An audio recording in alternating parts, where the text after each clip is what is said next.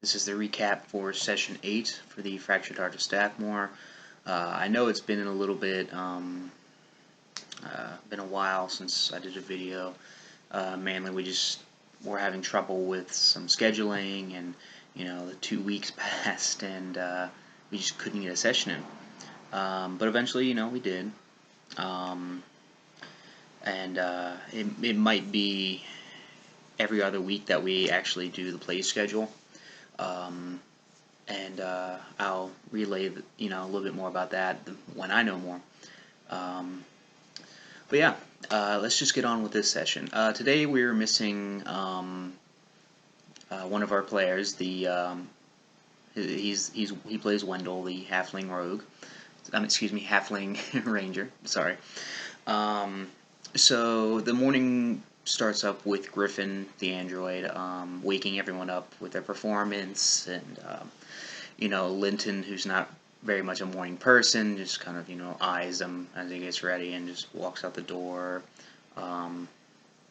Wendell goes downstairs and feeds the rat that's been in his pocket, which I think he might have forgotten about. I don't know. And Alvaro kind of nods to him and as a thanks for getting him up at the appropriate time in the morning to meet with Elistala, the compatriot to Alvaro. So anyway, they all go downstairs, get some breakfast in. Since Wendell's player wasn't there for the session, he, Serafina, and Yanak, Yanak pays for everybody. It's just how he is. Serafina, and Yanak are like, okay, well, I'm gonna go with my sister and Yanak to explore the city. So that's what he's doing for this session. And Elistala, approaches the party after they've eaten and in a good timely manner. And they're just sitting there talking like, okay, do we need anything before setting off? There's a lot of jokes because Alvaro's just saying, maybe I want to pick something else up. I don't know yet. So Elistala's saying, well, your compatriots are more prepared than you are, and all of that. So they go out to a shop that's owned by the Legion, the same Legion that Elistala and Alvaro are part of. So they go inside and they meet the Legion Steel weaponsmith and armorsmith, Ashley. And it's a male. If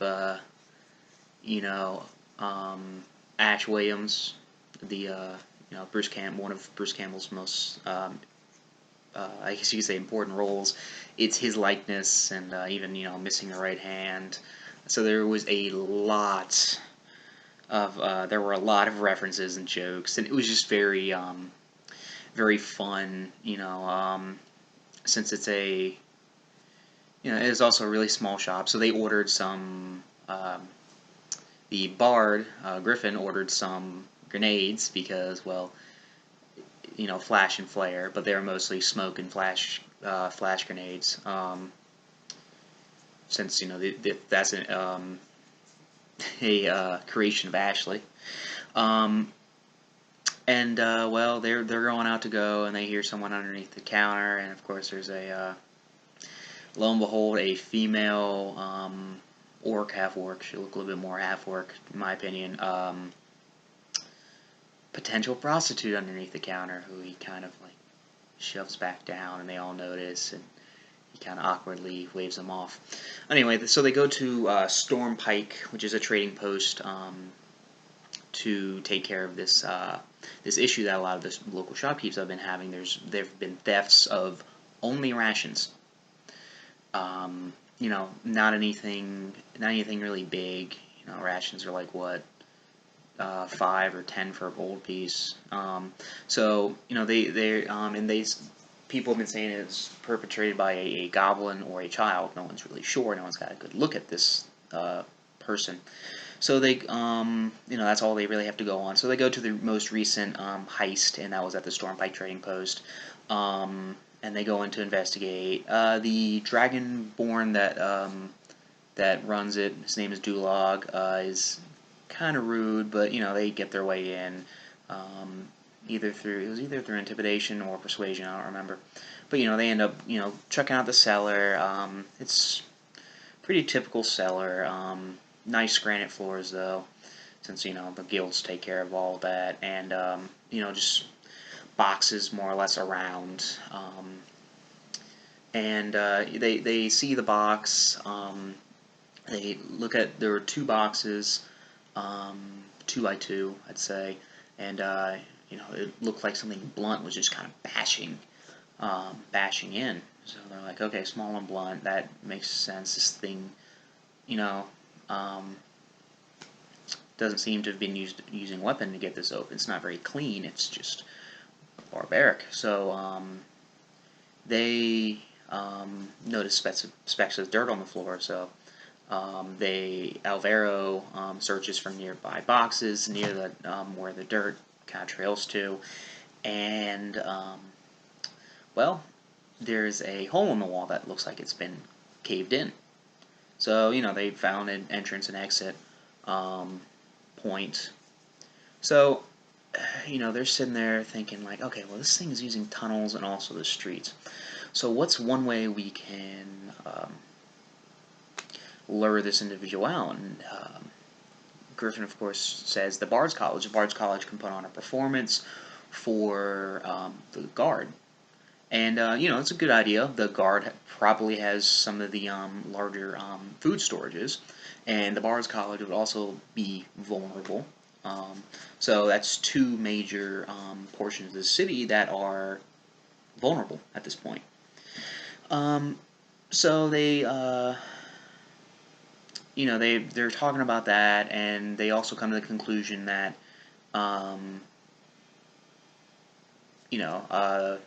that this individual is grabbing a large amount, so they're not sure whether it's by desperation or if they're just reselling or what. But they do sense something with the culprit, like maybe a form of desperation. Anyway, so they actually eventually alter the plans to just be the guard station, leaving some of the people back at the Bard's College, so that way it's just one location. It's a more concentrated strategy. So, Griffin and Linton go to the Bard's College while Alvaro and Alistala go to the Guardmasters. So Griffin speaks to Dean Wiles Aligo of the Bard's College, and he's glad to help because the guilds are protectors of the city. The city has like almost no crime rates because of it. So he says, any guild problem is a problem of mine. So helps them out. So they leave out of the classroom. A little funny thing ensues where they jokingly said something at the door disappearing. I'm like, that's a good idea. So the door just dematerializes. Griffin's absolutely terrified. Good thing Linton's there, and he's a little bit more knowledgeable about such things.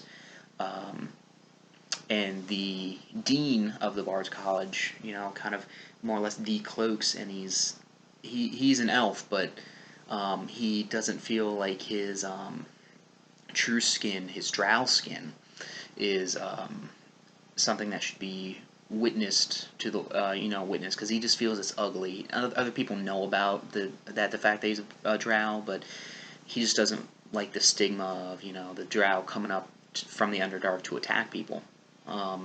That's just not how he does things. So he apologizes and explains that he's able to create these extra planar doors for classrooms, and so that way it's no expense to the city or anything like that. You just throw a door on the wall and hop on in. Meanwhile, and while that mission was a success, so Alvaro and Elistala run across Jacob and Gwendol. I might have mentioned these two in a previous video. Jacob and Gwendol are card game players of what's known as sorcery, and it's sort of like Magic the Gathering. And these kids are just, man, they're that guy. So I used a picture of myself for when I used to have this really big neckbeard. to represent Jacob, and Quendo was my friend Josh, who was voicing him at the time.